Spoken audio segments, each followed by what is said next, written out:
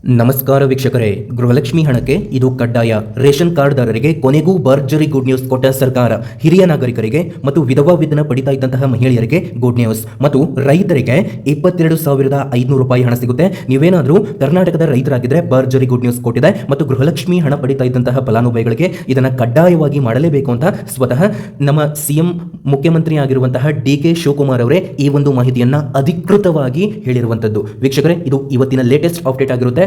ಪ್ರತಿಯೊಬ್ಬ ವೀಕ್ಷಕರು ಕೂಡ ಈ ಒಂದು ವಿಡಿಯೋನ ಸಂಪೂರ್ಣವಾಗಿ ಕೊನೆಯವರೆಗೂ ಕೂಡ ನೋಡಿ. ಇದು ತುಂಬಾ ಇಂಪಾರ್ಟೆಂಟ್ ಆಗಿರುವಂತಹ ಅಪ್ಡೇಟ್ ಆಗಿರುತ್ತೆ.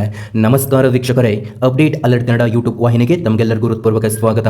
ಗೃಹಲಕ್ಷ್ಮಿ ಯೋಜನೆಯ ಫಲಾನುಭವಿಗಳಿಗೆ ಹಾಗೂ ರೇಷನ್ ಕಾರ್ಡ್ದಾರರಿಗೆ ಮತ್ತು ಹಿರಿಯ ನಾಗರಿಕರಿಗೆ ಮತ್ತು ರೈತರಿಗೆ ಸಂಬಂಧಿಸಿದಂತೆ ಇವತ್ತು ಭರ್ಜರಿ ಗುಡ್ ನ್ಯೂಸ್ಗಳು ಬಂದಿದ್ದಾವೆ. ಎಲ್ಲವನ್ನೂ ತಿಳಿಸಿಕೊಡ್ತೇನೆ. ವಿಡಿಯೋನ ಸಂಪೂರ್ಣವಾಗಿ ಕೊನೆಯವರೆಗೂ ಕೂಡ ನೋಡಿ. ವೀಕ್ಷಕರೇ, ವಿಡಿಯೋನ ಕಂಟಿನ್ಯೂ ಮಾಡೋಕ್ಕಿಂತ ಮೊದಲು ನನ್ನದೊಂದು ಚಿಕ್ಕ ರಿಕ್ವೆಸ್ಟು. ನಾವು ನಿಮಗೆ ಯಾವುದೇ ರೀತಿ ಬೇಡದೇ ಇರುವಂತಹ ವೀಡಿಯೋಸ್ಗಳು ಮತ್ತು ನಿಮಗೆ ಡಿಸ್ಟರ್ಬ್ ಆಗುವಂತಹ ಅಪ್ಡೇಟ್ಗಳನ್ನು ಎಂದು ಕೂಡ ಅಪ್ಲೋಡ್ ಮಾಡೋದಿಲ್ಲ. ಹಾಗಾಗಿ ಯಾರಿನೂ ಕೂಡ ಸಬ್ಸ್ಕ್ರೈಬ್ ಆಗಿರುವವರು ಈಗಲೇ ಕೆಳಗಡೆ ಕಾಣುವಂತಹ ಸಬ್ಸ್ಕ್ರೈಬ್ ಬಟನ್ ಮೇಲೆ ಪ್ರೆಸ್ ಮಾಡಿ, ಅದರ ಮೇಲೆ ಕ್ಲಿಕ್ ಮಾಡಿ. ಪ್ರತಿಯೊಬ್ಬ ವೀಕ್ಷಕರು ಕೂಡ ಸಬ್ಸ್ಕ್ರೈಬ್ ಮಾಡಿ. ಹಾಗೆ ಈ ಒಂದು ವಿಡಿಯೋನ ನೋಡ್ತಾ ಇರುವಂತಹ ವೀಕ್ಷಕರು ಯಾರಿನೂ ಕೂಡ ವಿಡಿಯೋಗೆ ಲೈಕ್ ಮಾಡದೆ ನೋಡ್ತಾ ಇದ್ರಂದ್ರೆ ವಿಡಿಯೋಗೆ ತಪ್ಪದೆ ಒಂದು ಲೈಕ್ ಅನ್ನು ಮಾಡಿ ಮತ್ತು ವಿಡಿಯೋನ ಸಂಪೂರ್ಣವಾಗಿ ಕೊನೆವರೆಗೂ ಕೂಡ ನೋಡಿ. ಸ್ನೇಹಿತರೆ ನೋಡಿ, ವಿಡಿಯೋನ ದಯವಿಟ್ಟು ಕೊನೆವರೆಗೂ ಕೂಡ ನೋಡಿ. ನಮ್ಮ ಶ್ರಮಕ್ಕೆ ನಿಮ್ಮಿಂದ ಕೇಳೋದು ಒಂದು ಲೈಕ್ ಮಾತ್ರ. ಸ್ನೇಹಿತರೆ, ಮೊದಲನೆಯ ಅಪ್ಡೇಟ್ ಬಂದ್ಬಿಟ್ಟು ಗೃಹಲಕ್ಷ್ಮಿ ಯೋಜನೆಯ ಹಣಕ್ಕೆ. ಹೌದು ಸ್ನೇಹಿತರೆ, ಗೃಹಲಕ್ಷ್ಮಿ ಯೋಜನೆಯ ಇದುವರೆಗೂ 1ರಿಂದ 32ನೇ ಕಂತಿನ ಹಣದವರೆಗೂ ಎಲ್ಲ ಕಂತಿನ ಹಣವನ್ನು ನಿಮ್ಮದಾಗಿಸಿಕೊಂಡಿದ್ದೀರಾ. ಆದರೆ ಇವಾಗ 33ನೇ ಕಂತಿನ ಹಣ ನಿಮ್ಮ ಖಾತೆಗಳಿಗೆ ಬರಬೇಕು ಅಂದರೆ ನಿಮಗೆ ಸರ್ಕಾರದಿಂದ ಈಗ ಲೇಟೆಸ್ಟ್ ಆಗಿರುವಂತಹ ಅಪ್ಡೇಟ್ ಬಂದಿದೆ. ಇದನ್ನು ನಾನು ಹೇಳ್ತಾ ಇಲ್ಲ, ಸ್ವತಃ ನಮ್ಮ ಮುಖ್ಯಮಂತ್ರಿ ಆಗಿರುವಂತಹ ಡಿ.ಕೆ. ಶಿವಕುಮಾರ್ ಅವರೇ ಈ ಒಂದು ಮಾಹಿತಿಯನ್ನು ನಿನ್ನೆ ತಾನೇ ಇಲ್ಲಿ ಅಧಿಕೃತವಾಗಿ ಹೇಳಿದ್ದಾರೆ. ಹೌದು, ಇಷ್ಟು ದಿನ ನಿಮಗೆ ಇದು ಕಡ್ಡಾಯ ಇರಲಿಲ್ಲ. ಗೃಹಲಕ್ಷ್ಮಿ ಯೋಜನೆಯ ಎಲ್ಲ ಫಲಾನುಭವಿಗಳಿಗೂ ಕೂಡ ಅವರು ಏನು ಹೇಳಿದ್ದಾರೆ ಅಂತಂದರೆ ನೋಡಿ, ಆ ಒಂದು ವಿಡಿಯೋನ ನಾನು ಒಂದು ಕ್ಲಿಪ್ ಇದೆ ಅದನ್ನು ನಾನು ಇಲ್ಲಿ ಹಾಕಬಹುದು. ಬಟ್ ಅದನ್ನು ಹಾಕಿದರೆ ಕಾಪಿರೈಟ್ ಇಶ್ಯೂ ಬರುತ್ತೆ. ನಾನು ಅವ್ರು ಏನು ಹೇಳಿದಾರಲ್ಲ ಅದನ್ನೇ ನಾನು ನಿಮಗೆ ಸ್ವತಃ ಹೇಳ್ತೇನೆ ಕೇಳಿ. ಇಲ್ಲಿ ಡಿ.ಕೆ. ಶಿವಕುಮಾರ್ ಅವರು ಏನು ಹೇಳಿದ್ದಾರೆ ಅಂತಂದರೆ ಗೃಹಲಕ್ಷ್ಮಿ ಯೋಜನೆಯ ಫಲಾನುಭವಿಗಳಿಗೆ ಇದನ್ನು ಕಡ್ಡಾಯವಾಗಿ ಮಾಡಲೇಬೇಕು ಅಂತ ಹೇಳಿದ್ದಾರೆ. ಹೌದು, ಕಡ್ಡಾಯವಾಗಿ ಹೇಳಿದ್ದಾರೆ. ಏನಂತಂದರೆ ಬಯೋಮೆಟ್ರಿಕ್. ಹೌದು, ಪ್ರತಿಯೊಬ್ಬ ಗೃಹಲಕ್ಷ್ಮಿಯರು ಕೂಡ ತಮ್ಮ ಬಯೋಮೆಟ್ರಿಕ್ ಅನ್ನು ಮಾಡುವುದು ಕಡ್ಡಾಯವಾಗಿದೆ ಅಂತ ಸ್ವತಃ ನಿನ್ನೆ ಒಂದು ಸಭೆ ನಡೆದು ಆ ಸಭೆಯ ನಂತರ ಇಲ್ಲಿ ಮಾಧ್ಯಮಗಳೊಂದಿಗೆ ಮಾತನಾಡಿದಂತಹ ಡಿ.ಕೆ. ಶಿ ಅವರು ಈ ಮಾತನಾಡಿದರು. ನೋಡಿ, ಗೃಹಲಕ್ಷ್ಮಿ ಯೋಜನೆ ಏನಿದೆ ಅಲ್ಲ ಅದು ಮಹಿಳೆಯರಿಗೆ ನಾವು ಕೊಡ್ತಾ ಇದ್ದಾವೆ, ಅವ್ರ ಗಂಡಂಗೆ ಕೊಡ್ತಾ ಇಲ್ಲ, ಅವ್ರ ಮಕ್ಕಳಿಗೆ ಕೊಡ್ತಾ ಇಲ್ಲ. ನೋಡಿ, ನಾವು ಏನು ಮಾಡ್ತಾ ಇದ್ದೇವೆ ಅಂತಂದರೆ ಬಯೋಮೆಟ್ರಿಕ್ ಅನ್ನೋದನ್ನು ಕಡ್ಡಾಯವಾಗಿ ಜಾರಿಗೆಗೊಳಿಸ್ತಾ ಇದ್ದಾವೆ.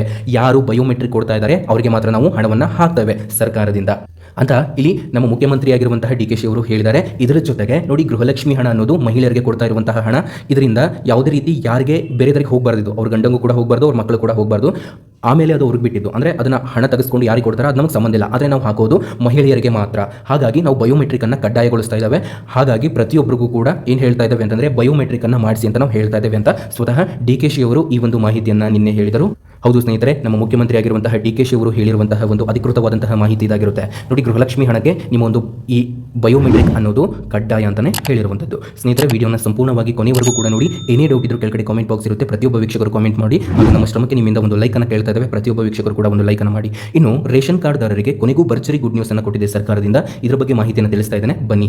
ಹೌದು ಸ್ನೇಹಿತರೆ, ಇಲ್ಲಿ ರೇಷನ್ ಕಾರ್ಡ್ದಾರರಿಗೆ ಭರ್ಜರಿ ಗುಡ್ ನ್ಯೂಸ್ ಬಂದಿದೆ. ನೋಡಿ, ಮೊದಲನೆಯ ಒಂದು ಗುಡ್ ನ್ಯೂಸ್ ಏನಂತಂದ್ರೆ ಆದಾಯ ಮಿತಿ ಹೆಚ್ಚಳದ ಚಿಂತನೆ. ಹೌದು, ಪ್ರಸ್ತುತ ಬಿಪಿಎಲ್ ಕಾರ್ಡ್ ಪಡೆಯಲು ಇರುವ ವಾರ್ಷಿಕ ಆದಾಯ ಮಿತಿಯನ್ನು 1.2 ಲಕ್ಷದಿಂದ 3 ಲಕ್ಷಕ್ಕೆ ಹೆಚ್ಚಿಸಲು ಸರ್ಕಾರ ಗಂಭೀರ ಚಿಂತನೆ ನಡೆಸುತ್ತಿದೆ. ಮತ್ತು ಇದರಿಂದಾಗಿ ಪ್ರಸ್ತುತ ಎಪಿಎಲ್ ಕಾರ್ಡ್ ಹೊಂದಿರುವ ಹಲವರು ಬಿಪಿಎಲ್ ಕಾರ್ಡ್ ಪಡೆಯಲು ಹಾಗೂ ಸರ್ಕಾರದ ವಿವಿಧ ಗ್ಯಾರಂಟಿ ಯೋಜನೆಗಳ ಲಾಭ ಪಡೆಯಲು ಅರ್ಹರಾಗಲಿದ್ದಾರೆ. ಮತ್ತು ಎರಡನೆಯದಾಗಿ ಹೊಸ ರೇಷನ್ ಕಾರ್ಡ್ ವಿತರಣೆ. ಹೊಸ ರೇಷನ್ ಕಾರ್ಡ್ಗಾಗಿ ಸಲ್ಲಿಕೆಯಾಗಿದ್ದ ಸುಮಾರು 3.96 ಲಕ್ಷ ಅರ್ಜಿಗಳ ಪೈಕಿ, ಅಂದರೆ ಸರಿಸುಮಾರು 4 ಲಕ್ಷ ಅರ್ಜಿಗಳ ಪೈಕಿ ಸದ್ಯಕ್ಕೆ ಇಲ್ಲಿ 2.95 ಅಂದರೆ ಸರಿಸುಮಾರು 3 ಲಕ್ಷ ಬಿಪಿಎಲ್ ಕಾರ್ಡ್ಗಳನ್ನು ವಿತರಿಸಲು ಸರ್ಕಾರ ಸಕಲ ಸಿದ್ಧತೆಯನ್ನು ಮಾಡಿಕೊಂಡಿದೆ. ಉಳಿದ ಅರ್ಜಿಗಳ ವಿಲೇವಾರಿ ಪ್ರಕ್ರಿಯೆಯು ಶೀಘ್ರದಲ್ಲಿಯೇ ನಡೆಯಲಿದೆ. ಮತ್ತು ಮೂರನೆಯ ಒಂದು ಭರ್ಜರಿ ಗುಡ್ ನ್ಯೂಸ್ ಏನಂತಂದರೆ ರೇಷನ್ ಕಾರ್ಡ್ದಾರರಿಗೆ ಅನರ್ಹ ಕಾರ್ಡ್ಗಳ ರದ್ದತಿ. ಈ ಹಿಂದೆ ಆದಾಯ ತೆರಿಗೆ ಪಾವತಿಸುತ್ತಿದ್ದರು. ಇಲ್ಲಿ ಬಿಪಿಎಲ್ ಕಾರ್ಡ್ ಹೊಂದಿದ ಸುಮಾರು 4.32 ಲಕ್ಷ ಅನರ್ಹ ಫಲಾನುಭವಿಗಳನ್ನು ಗುರುತಿಸಿ ಅವರ ಕಾರ್ಡ್ಗಳನ್ನು ಎಪಿಎಲ್ ಕಾರ್ಡ್ಗಳಾಗಿ ಪರಿವರ್ತಿಸಲಾಗಿದೆ. ಇದೊಂದು ಬದಲಾವಣೆ ಅಂತಲೇ ಹೇಳಬಹುದು. ಮತ್ತು ರೇಷನ್ ಕಾರ್ಡ್ದಾರರಿಗೆ ಏನಂತಂದರೆ ಇತ್ತೀಚೆಗೆ ನಿಮ್ಮ ಒಂದು KYC ಮಾಡಿಸೋದ್ರಿಂದ ಏನೇನು ಲಾಭ ಆಗ್ತಾ ಇದೆ ಅಂತಂದರೆ, ಇವಾಗ ನಿಮಗೆ ಪ್ರಸ್ತುತ ಗೃಹಲಕ್ಷ್ಮಿ ಹಣ ಏನು ಬರ್ತಾ ಇದೆಯಲ್ಲ, ಇದೇ ರೀತಿಯೇ ನಿಮಗೆ ಸೆಂಟ್ರಲ್ ಗೌರ್ಮೆಂಟಿಂದ ಹಲವಾರು ಯೋಜನೆಗಳಿರ್ತವೆ. ನೀವು ಅವಕ್ಕೆ ಅರ್ಜಿಯನ್ನು ಸಲ್ಲಿಸಲು ಅವಕಾಶ ಇರುತ್ತೆ. ಅಂದರೆ ಉಚಿತ ಹೊಲಿಗೆ ಯಂತ್ರವನ್ನು ವಿತರಣೆ ಮಾಡ್ತಾರೆ. ಮತ್ತು ಇನ್ನೂ ಅನೇಕ ರೀತಿಯಾಗಿ ಇಲ್ಲಿ ಸುಕನ್ಯಾ ಸಮೃದ್ಧಿ ಯೋಜನೆ ಆಗಲಿ, ಅಂದರೆ ಇದು ನಿಮ್ಗೆ ಸಿಗಲಿಲ್ಲ ಅಂದರೂ ನಿಮ್ಮ ಮಕ್ಕಳಿಗೆ ಸಿಗುತ್ತೆ. ಆದ್ರೂ ಕೂಡ ಇಲ್ಲಿ ರೇಷನ್ ಕಾರ್ಡನ್ನು ನೀವು KYC ಮಾಡೋದು ತುಂಬಾ ಇಂಪಾರ್ಟೆಂಟ್ ಆಗಿರುತ್ತೆ. ಇದು ಅಷ್ಟೇ ಅಲ್ಲದೆ ಇನ್ನೂ ಅನೇಕ ರೀತಿಯ ಯೋಜನೆಗಳಿದ್ದಾವೆ. ಅವೆಲ್ಲದರ ಬಗ್ಗೆಯೂ ಕೂಡ ನಾವು ನಿಮಗೆ ವಿಡಿಯೋ ಮಾಡಿ ತಿಳಿಸ್ತೇವೆ.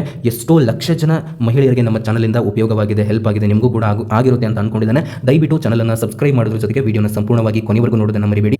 ಇವಾಗ ಹೋಗೋಣ ಬನ್ನಿ ನಮ್ಮ ಮುಂದಿನ ವಿಡಿಯೋ ಅಪ್ಡೇಟ್ಗೆ. ಸ್ನೇಹಿತರೆ ನೋಡಿ, ರೈತರಿಗೆ ಸರಿಸುಮಾರು 22,500 ರೂಪಾಯಿವರೆಗೂ ಇಲ್ಲಿ ಭರ್ಜರಿ ಗುಡ್ ನ್ಯೂಸ್ ಅನ್ನು ಕೊಡಲಾಗಿದೆ. ಇದರ ಜೊತೆಗೆ ಇಲ್ಲಿ ಪಿಂಚಣಿ ಪಡಿತಾ ಇದ್ದಂತಹ ಹಿರಿಯ ನಾಗರಿಕರಿಗೆ ಅಂದರೆ 60 ವರ್ಷದ ಮೇಲ್ಪಟ್ಟವರಿಗೆ ಹಾಗೂ ವಿಧವಾ ವೇತನ ಪಡಿತಾ ಇದ್ದಂತಹ ಎಲ್ಲ ಮಹಿಳೆಯರಿಗೆ ನೋಡಿ ಸ್ನೇಹಿತರೆ, ಈ ಒಂದು ಮಾಹಿತಿ ತುಂಬಾ ಇಂಪಾರ್ಟೆಂಟ್ ಆಗಿರುತ್ತೆ. ಬನ್ನಿ ಪಿಂಚಣಿ ಬಗ್ಗೆ ಮೊದಲು ಮಾಹಿತಿಯನ್ನು ಕೊಟ್ಬಿಟ್ಟು ರೈತರಿಗೆ ಬಂದಿರುವಂತಹ ಇವತ್ತಿನ ಅಪ್ಡೇಟ್ ಅನ್ನು ತಿಳ್ಕೊಳ್ಳೋಣ. ನೋಡಿ ಸ್ನೇಹಿತರೆ, ಇಲ್ಲಿ 18 ಲಕ್ಷಕ್ಕೂ ಹೆಚ್ಚು ಜನರ ಪಿಂಚಣಿ ತಾತ್ಕಾಲಿಕವಾಗಿ ಸ್ಥಗಿತ. ಸೊ ಇದನ್ನು ಕೂಡ ನೀವು ತಿಳ್ಕೊಳ್ಳಿ, ಇದು ಕೂಡ ತುಂಬಾ ಇಂಪಾರ್ಟೆಂಟ್ ಆಗಿರುವಂತಹ ಅಪ್ಡೇಟ್. ಹೌದು, ಇತ್ತೀಚಿನ ವರದಿಗಳ ಪ್ರಕಾರ ಕರ್ನಾಟಕ ಸರ್ಕಾರವು ರಾಜ್ಯದಲ್ಲಿ ಪಿಂಚಣಿ ಯೋಜನೆಗಳ ಭಾರಿ ದೊಡ್ಡ ಎಲಿಜಿಬಲ್ ಫಿಲ್ಟರ್ ಹಾಕಿದೆ. ನಕಲಿ ದಾಖಲಾತಿಗಳನ್ನು ನೀಡಿ ಪಿಂಚಣಿ ಪಡೆಯುತ್ತಿದ್ದರೆ ಪತ್ತೆ ಹಚ್ಚುವ ಸಲುವಾಗಿ ಸುಮಾರು 18.45 ಲಕ್ಷ ಅನರ್ಹರ ಪಿಂಚಣಿಯನ್ನು ತಾತ್ಕಾಲಿಕವಾಗಿ ಸ್ಥಗಿತಗೊಳಿಸಲಾಗಿದೆ. ಆದರೆ ಇಲ್ಲಿ ದೊಡ್ಡ ಸಮಸ್ಯೆ ಏನಪ್ಪಾ ಅಂತಂದ್ರೆ, ಈ ನಕಲಿ ಮತ್ತು ಅನರ್ಹ ಫಲಾನುಭವಿಗಳನ್ನು ಗುರುತಿಸುವ ಗೊಂದಲದಲ್ಲಿ ಮತ್ತು ಸರ್ಕಾರದ ತಾಂತ್ರಿಕ ಪರಿಶೀಲನೆಯ ನಡುವೆ ನಿಜವಾದ ಮತ್ತು ಅರ್ಹ ಫಲಾನುಭವಿಗಳಿಗೂ ಪಿಂಚಣಿ ನಿಂತು ಹೋಗಿದೆ. ಕಳೆದ 2 ರಿಂದ 3 ತಿಂಗಳುಗಳಿಂದ ರಾಜ್ಯದ ಹಲವು ಜಿಲ್ಲೆಗಳಲ್ಲಿ ಹಿರಿಯ ನಾಗರಿಕರಿಗೆ ಹಾಗೂ ವಿಧವೆಯರಿಗೆ ಪಿಂಚಣಿ ಹಣ ಜಮೆ ಆಗಿಲ್ಲ ಎಂದು ಸಾರ್ವಜನಿಕ ಆಕ್ರೋಶವನ್ನು ವ್ಯಕ್ತಪಡಿಸ್ತಾ ಇದ್ದಾರೆ. ಈ ಪಿಂಚಣಿ ನಿಲ್ಲಲು ಮುಖ್ಯ ಕಾರಣಗಳನ್ನು ಕೂಡ ತಿಳಿಸಲಾಗಿದೆ.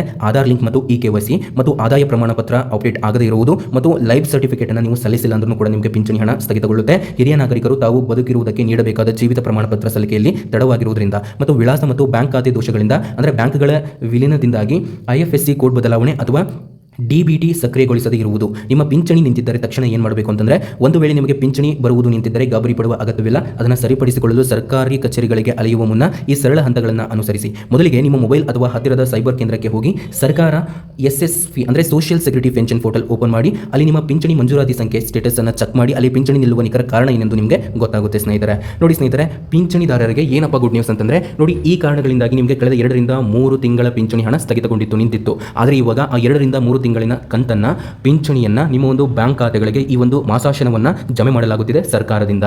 ಅಂದರೆ ಪಿಂಚಣಿ ಬರೋಬ್ಬರಿ ನಿಮಗೆ 2 ರಿಂದ 3 ತಿಂಗಳ ಹಣ ನಿಮಗೆ ಈ ಬಾರಿನೇ ಜಮೆ ಆಗ್ತಾ ಇರುವಂಥದ್ದು, ಅದು ಕೂಡ ಇದೇ ತಿಂಗಳಲ್ಲಿ ಸ್ನೇಹಿತರೆ. ಯಾರ್ಯಾರು ಪಿಂಚಣಿದಾರರು ಇದ್ದಾರೆ ಅವರಿಗೆ ತಕ್ಷಣ ಈ ಒಂದು ವಿಡಿಯೋನ ಶೇರ್ ಮಾಡಿ ತಿಳಿಸಿ, ಅವ್ರಿಗೆ ಹೇಳಿ ಹೀಗೆ ಆಗಿದೆ ಅಂತ. ನಾನು ಇವಾಗ ಹೇಳಿದೆ ನೋಡಿ, ಇಲ್ಲಿವರೆಗೂ ಇನ್ಫಾರ್ಮೇಷನ್ ಕೊಟ್ಟೆ, ಅದೆಲ್ಲವನ್ನು ಕೂಡ ಅವ್ರ ಜೊತೆ ಶೇರ್ ಮಾಡಿ, ಯಾಕಂತಂದರೆ ಇದು ಈಗನೇ ಬಂದಿರುವಂತಹ ಒಂದು ಹೆಲ್ಪ್ಫುಲ್ ಇನ್ಫಾರ್ಮೇಷನ್ ಆಗಿದೆ ಸ್ನೇಹಿತರೆ. ಇದರ ಜೊತೆಗೆ ಎಲ್ಲ ಪಿಂಚಣಿದಾರರಿಗೂ ಕೂಡ ಅಂದರೆ ಹಿರಿಯ ನಾಗರಿಕರಿಗಾಗಲಿ, ವಿಧವಾ ವೇತನ ಪಡಿತಾ ಇದ್ದಂಥವರಿಗಾಗಲಿ, ಅಂಗವಿಕಲರಿಗಾಗಲಿ ಪಿಂಚಣಿ ಹಣ ಯಾವಾಗ ಬರುತ್ತೆ ಅಂತ ಕೇಳ್ತಾ ಇದ್ರಿ ನನ್ನ ಹಿಂದಿನ ವಿಡಿಯೋದಲ್ಲಿ. ನೋಡಿ, ಪಿಂಚಣಿ ಹಣ ಆಲ್ರೆಡಿ ಜಮೆ ಆಗ್ತಾ ಇದೆ. ಸರಿಸುಮಾರು 4 ರಿಂದ 6 ದಿನಗಳಿಂದ ಕೂಡ ನಿಮ್ಮ ಪಿಂಚಣಿ ಹಣ ಜಮೆ ಆಗ್ತಾನೆ ಬರ್ತಾ ಇದೆ. ಆದರೆ ಕೆಲವರಿಗೆ ಹಣ ಮಾತ್ರ ಸ್ಥಗಿತಗೊಂಡಿತ್ತು. ಆದರೆ ಸರ್ಕಾರದಿಂದ ಕೊನೆಗೂ ಕೂಡ ನಿಮಗೂ ಕೂಡ ಗುಡ್ ನ್ಯೂಸ್ ಕೊಟ್ಟರು. ಇವಾಗ ಏನಂದ್ರೆ, ಕಳೆದ 2 ರಿಂದ 3 ತಿಂಗಳಿಂದ ಪಿಂಚಣಿಯ ಹಣದ ಜೊತೆಗೆ ಈ ತಿಂಗಳಿನ ಪಿಂಚಣಿ ಹಣ ಬರ್ತಾ ಇರುವಂಥದ್ದು. ಯಾರಿಗೆ ಪಿಂಚಣಿ ಹಣ ಬಂದಿದ್ದಿಲ್ಲ ಅಂತವರಿಗೆ.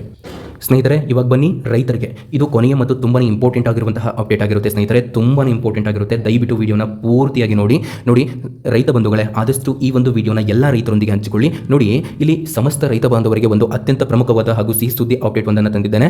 ಕೇಂದ್ರ ಮತ್ತು ರಾಜ್ಯ ಸರ್ಕಾರಗಳು ಜಂಟಿಯಾಗಿ ರೈತರ ಖಾತೆಗಳಿಗೆ ಬರೋಬ್ಬರಿ 22,500 ರೂಪಾಯಿ ಜಮೆ ಮಾಡುವ ಬಗ್ಗೆ ದೊಡ್ಡ ಚರ್ಚೆಗಳು ಹಾಗೂ ಅಪ್ಡೇಟ್ಗಳು ಹೊರಬಂದಿವೆ. ಈ ಹಣ ಯಾರಿಗೆ ಸಿಗುತ್ತೆ, ಯಾವಾಗ ಸಿಗುತ್ತೆ, ನಿಮ್ಮ ಲಿಸ್ಟ್ನಲ್ಲಿ ಹೆಸರಿದೆಯಾ ಇಲ್ವಾ ಅನ್ನೋದನ್ನ ಈ ವಿಡಿಯೋದಲ್ಲಿ ಸಂಪೂರ್ಣವಾಗಿ ವಿವರವಾಗಿ ತಿಳಿಸಿಕೊಡ್ತೇನೆ. ಸ್ಕಿಪ್ ಮಾಡದೆ ಕೊನೆವರೆಗೂ ಕೂಡ ನೋಡಿ ಸ್ನೇಹಿತರೆ. ಏನಿದು 2,500 ರೂಪಾಯಿ ಯೋಜನೆ ಅಂತಂದ್ರೆ, ನೋಡಿ ಸ್ನೇಹಿತರೆ, ನಿಮಗೆಲ್ಲರಿಗೂ ತಿಳಿದಿರುವಂತೆ ಕೇಂದ್ರ ಸರ್ಕಾರದ ಮಹತ್ವಾಕಾಂಕ್ಷೆಯ ರೈತರಿಗಾಗಿ ಮಾಡಲಾದಂತಹ ಇಲ್ಲಿ ಏನು ಈ ಬರ ಪರಿಹಾರ ಆಗಲಿ ಮತ್ತು ಬೆಳೆ ಹಾನಿ, ಬರದಿಂದ ಸ್ಥಗಿತಗೊಂಡಂತಹ ಬೆಳೆಗಳಿಗೆ ಸಿಗ್ತಾ ಇರುವಂತಹ ಒಂದು ಧನ ಸಹಾಯ, ಈ ಒಂದು 22,500 ರೂಪಾಯಿ ಸ್ನೇಹಿತರೆ. ಇಲ್ಲಿ ಏನಾಗ್ತಾ ಇದೆ ಅಂತಂದ್ರೆ, ಪ್ರಸ್ತುತ ಹರಿದಾಡುತ್ತಿರುವ ಮತ್ತು ರೈತರ ವಲಯದಲ್ಲಿ ದೊಡ್ಡ ಸಂಚಲನ ಸೃಷ್ಟಿಸಿರುವ ಹೊಸ ಅಪ್ಡೇಟ್ ಪ್ರಕಾರ ಕೇಂದ್ರ ಸರ್ಕಾರ ಈ ಮೊತ್ತವನ್ನು ಹೆಚ್ಚಿಸುವ ನಿಟ್ಟಿನಲ್ಲಿ ಮಾಹಿತಿಯನ್ನ ಕೊಟ್ಟಿರುವಂತದ್ದು ಸ್ನೇಹಿತರೆ. ಹೌದು, ಕೆಲವು ರಾಜ್ಯಗಳು ತಮ್ಮದೇ ಆದ ಪ್ರೋತ್ಸಾಹಧನವನ್ನ ಸ್ಟೇಟ್ ಶೇರ್ ಸೇರಿಸಿ ರೈತರಿಗೆ ವಾರ್ಷಿಕವಾಗಿ ಒಟ್ಟು 22,000. The person you're trying to reach isn't available.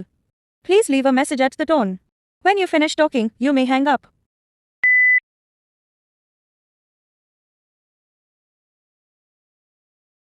ರೂಪಾಯಿ ಮತ್ತು ನಿರಾಶ್ರಿತ ಬೆಳೆಗಳಿಗೆ ಅದಕ್ಕಿಂತ ಕಡಿಮೆ ಮತ್ತು ಬರಪೀಡಿತ ಪ್ರದೇಶಗಳಿಗೆ ಅದಕ್ಕಿಂತ ಜಾಸ್ತಿ, ಈ ರೀತಿಯಾಗಿ ನಿಮಗೆ ಬರ ಪರಿಹಾರದ ಹಣವನ್ನು ಜಮೆ ಮಾಡಲಾಗುತ್ತಿದೆ ಸರ್ಕಾರದಿಂದ. ಸ್ನೇಹಿತರೆ ನೋಡಿ, ಈ 22,500 ರೂಪಾಯಿವರೆಗೂ ಕೂಡ ನಿಮಗೆ ಪ್ರತಿ ಹೆಕ್ಟರ್ಗೆ ಹಣವನ್ನು ಇಲ್ಲಿ ಕೊಡಬೇಕು ಅಂತ ಸರ್ಕಾರ ಚಿಂತನೆ ಮಾಡ್ತಾ ಇರುವಂಥದ್ದು. ಅಂದರೆ ಇಲ್ಲಿ ಪ್ರತಿಯೊಂದು ಬ್ಯಾಂಕ್ನಲ್ಲೂ ಕೂಡ ಈ ಒಂದು ಮಾಹಿತಿಯನ್ನು ಪರಿಶೀಲಿಸುತ್ತಿದೆ ರೈತರ ಬಗ್ಗೆ. ಸ್ನೇಹಿತರೆ, ಇದ್ರ ಬಗ್ಗೆ ನಿಮ್ಮ ಒಂದು ಮಾಹಿತಿ ಏನಿದೆ ಅನ್ನೋದನ್ನು ದಯವಿಟ್ಟು ನಮಗೆ ತಿಳಿಸಿ. ನೋಡಿ, ಇಲ್ಲಿ ರೈತರಿಗೆ ಸಂಬಂಧಪಟ್ಟಂತಹ ಇನ್ನೂ ಒಂದು ಇನ್ಫಾರ್ಮೇಷನ್ ಇದೆ, ಅದು ತುಂಬಾ ಇಂಪಾರ್ಟೆಂಟ್ ಆಗಿರುತ್ತೆ. ಅದನ್ನು ನೆಕ್ಸ್ಟ್ ವಿಡಿಯೋದಲ್ಲಿ ಹೇಳ್ತಾನೆ, ಯಾಕಂತಂದ್ರೆ ಈ ಒಂದು ವಿಡಿಯೋ ಆಲ್ರೆಡಿ ತುಂಬಾನೇ ಲಾಂಗ್ ಆಗಿದೆ ಮತ್ತು ಈ ರೀತಿಯ ಸ್ಪೆಷಲ್ ಆಗಿರುವಂತಹ ಅಪ್ಡೇಟ್ಗಳಿಗೋಸ್ಕರ ನೋಡ್ತಾ ಇರಿ ಅಪ್ಡೇಟ್ ಅಲರ್ಟ್ ಕನ್ನಡ. ಮತ್ತೊಂದು ವಿಡಿಯೋದಲ್ಲಿ ಮತ್ತೆ ನಿಮಗೆ ಒರಿಜಿನಲ್ ಇನ್ಫಾರ್ಮೇಷನ್ ತಗೊಂಡು ಮತ್ತೆ ಸಿಗ್ತಾನೆ. ಅಲ್ಲಿವರೆಗೂ ಧನ್ಯವಾದಗಳು. Thank you so much. ಈ ಒಂದು ವಿಡಿಯೋನ ಕೊನೆವರೆಗೂ ನೋಡಿದಂತಹ ಎಲ್ಲ ವೀಕ್ಷಕರಿಗೆ ಹೃದಯಪೂರ್ವಕ ಧನ್ಯವಾದಗಳು. ಜೈ ಹಿಂದ್, ಜೈ ಕಿಸಾನ್, ಜೈ ಕರ್ನಾಟಕ ಮಾತೆ.